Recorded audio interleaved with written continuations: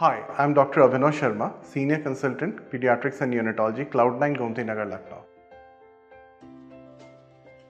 Today here we are to talk about how to take care of your baby's skin, hair and nails.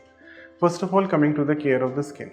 Baby skin is immature, it's fragile and may have certain changes after the birth. First of all, when to bathe your baby. Normally a baby can be bathed as early as after 6 hours of life, but sometimes people tend to delay the bathing up till 24 hours of life. Bathing can be done either using sponge method or using a tub, using a lukewarm water. The process of bathing has to be short, not more than 10 minutes. While bathing, it's recommended that do not use bar soaps up till 1 month of age. Synthets are recommended or liquid cleansers are recommended for these babies. Whatever soap or cleanser we are using for the babies, we should be aware that the pH of these cleansers or the soap should be either acidic or neutral.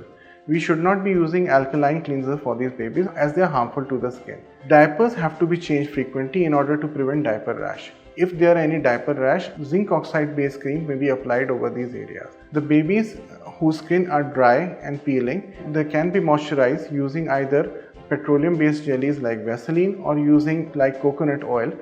The massage also allows a quality interaction time with the baby as well. Coming to the nails of the baby have to be trimmed regularly in order to prevent them from scratching their faces. We have to remember that the edges do not remain jagged. The hair of the baby can be cleaned using a baby shampoo followed by a gentle combing.